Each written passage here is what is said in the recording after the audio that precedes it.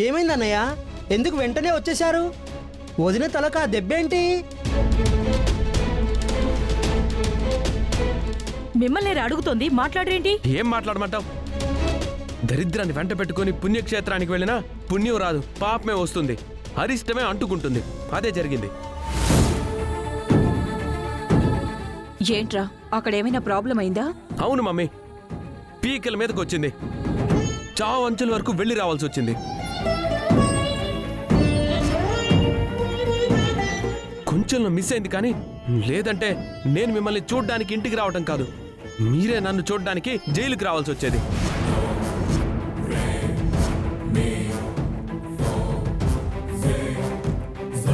జైలేంట్రా? నన్ను కాదు, ఇదిగో దీన్ని అడగండి. ఏమైంది వదినా? సైలెంట్ గా ఉంటావే, నార్మల్ గా బడబడ వాగుతా ఉంటావు కదా, ఇప్పుడే నోరు పడిపోయిందా? మాట్లాడు. ఏంటే బొట్టు పెట్టి అడగాల నిన్ను? ఏం జరిగింది అసలు? జరిగిన దాంట్లో ఎవరి తప్పు లేదత్తయ్య, కానీ ఒక పొరపాటు జరిగింది. దానివల్ల మీ అబ్బాయి ఇంత కోపంగా ఉన్నారు. మేం హనీమూన్కి వెళ్ళిన హోటల్ దగ్గరలో ఒక మహిమగల అమ్మవారి టెంపుల్ ఉంది. ఆ అమ్మవారిని దర్శించుకోవడం కోసం ఇద్దరం అక్కడి నుంచి బయలుదేరాం.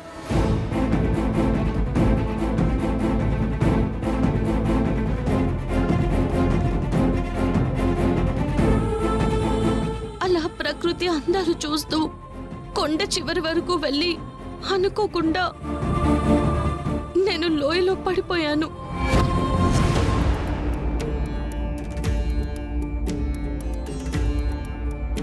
ఈవిడ గారు నా కొండ మీద నుంచి నేనే తోసేసి హత్య చేశానని చెప్పి పోలీసులు నన్ను అరెస్ట్ చేయబోయారు. అరెస్ట్ చేసి పోలీసులు నన్ను తీసుకెళ్లబోతున్నారనగా అప్పుడు వచ్చింది మేడం స్థిమితంగా. ఇది యాక్సిడెంటల్ గా జరిగింది, కానీ కావాలని చేసింది కాదని చెప్పడంతో నా మాటలు నమ్మి పోలీసులు ఇన్ని వదిలి వెళ్ళిపోయారు. అది అది దీనివల్ల నాకు జరిగిన సన్మానం. ఏమే, నా కొడుకుని ఎక్కడ మనశ్శాంతిగా ఉండనివ్వవా నువ్వు? తననంటావేంటి సుమా? మరి ఎవరిననాలి? ప్రాబ్లం వచ్చింది దీనివల్లే కదా. ప్రాబ్లం నుంచి బయటపడింది కూడా వదిన వల్లే కదా మమ్మీ. అంటే దానివల్లే ప్రాబ్లం వస్తుంది, తానే సాల్వ్ చేసేస్తుంది. కాబట్టి దండేయమంటావా? నోరు ముయ్యమంటానే.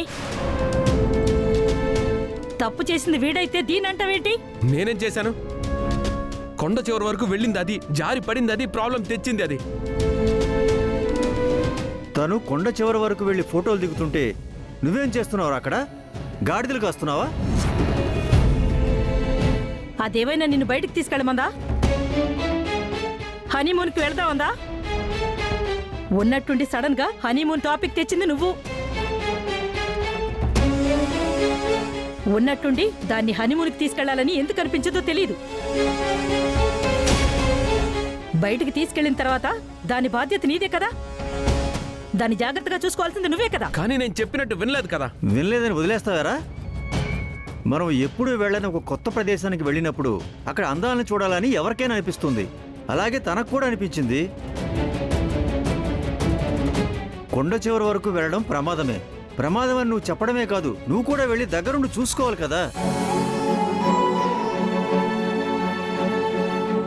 తనక్కడ అందమైన లొకేషన్లో ఫోటో తీసుకోవాలని వెళ్ళింది, కానీ ఆ లోయలో పడి నిన్ను ఇబ్బంది పెట్టాలని కాదు కదా అన్నయ్య. అంత ప్రమాదంలో పడి భగవంతుడి దయ వల్ల ప్రాణాలతో బయటపడినందుకు దానికి ధైర్యం చెప్పి దగ్గరకు తీసుకోవాల్సింది పోయి దాని మీద నిందలేస్తావా?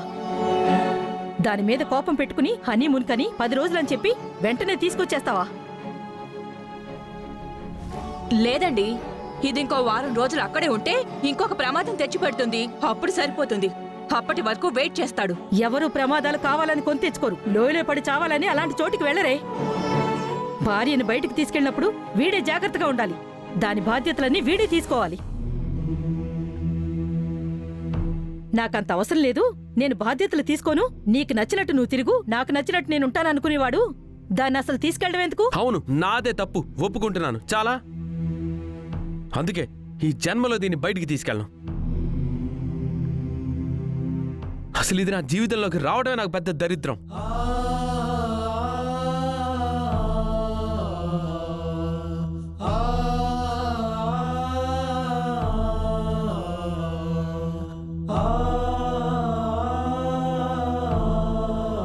అరే హనీమూన్కి వెళ్ళిన చరణు పల్లవి అప్పుడే వచ్చేసారేంటి? హనీమూన్ జరగలేదా? వాళ్ళ హనీమూన్ సంగతి పక్కన పెట్టండి. మీరిద్దరు ఎక్కడికి వెళ్ళొస్తున్నారు? వాళ్ళు వెళ్ళిన దగ్గర నుంచి మీరిద్దరు కనబడలేదు. ఎక్కడికి వెళ్ళారేంటి? చెప్పాను కదా అత్తయ్య, అక్షిత వాళ్ళ అమ్మకి బాలేదని అక్షిత వాళ్ళ ఇంటికి వెళ్ళింది. మరి ఈవిడ గారు ఎక్కడికి వెళ్ళిందంట? 24 గంటలు మన ఇంటి చూరు పట్టుకుని వేలాడుతూనే ఉంటుంది కదా. అంటే ఇంట్లో అక్షిత లేదు, చరణ్ లేడు. ఆహా, వాళ్ళు లేకపోతే ఆంటీ కోంటీ అంటూ దీపం చుట్టూ పురుగులా దీని చుట్టూ తిరుగుతూ ఉంటావు కదా, అది ఇక్కడే ఉందిగా. అంటే నువ్వు కూడా మా అత్తయ్య వాళ్ళ ఇంటికి వెళ్ళి 2 డేస్ అక్షితతో పాటే ఉన్నావా? ఆహా లేదు, వస్తూ ఉంటే దారిలో కాల్ చేసింది. ఇంటికి వస్తున్నాను అంటే ఇద్దరం కలిసి వచ్చాం. సరే సరే, అయ్యిందేదో అయ్యింది, మళ్ళీ గొడవెందుకు? ఏదో హనీమూన్కి వెళ్తే వాళ్ళిద్దరూ హాయిగా ఆనందంగా ఉంటారు కదా అనుకున్నాను. దీనికి ఆ యోగం లేదు. ఎవడేం చేస్తాడు?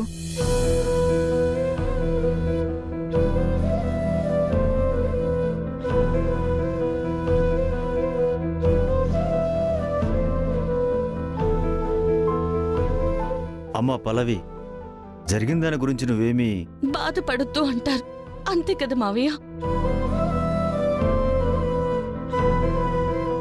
ఇదేం నాకు కొత్త కాదు కదా, బాధపడంలేండి మావయ్య.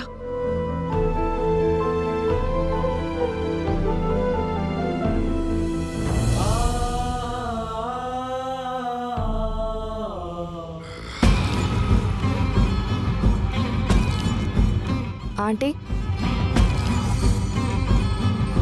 అక్షిత, నా చెప్పులు ఎక్కడో మర్చిపోయాను. కొంచెం తీసుకుని రావా? చెప్పులా? దేనికి? మీ ఇద్దరిని చెప్పులు తీసుకుని 2 చెంపలు వాయించేద్దామని.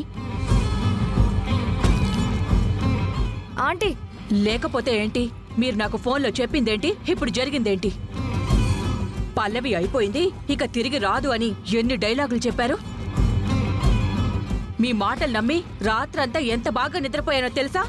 నిద్రలో ఎన్ని కలలు కన్నానో తెలుసా?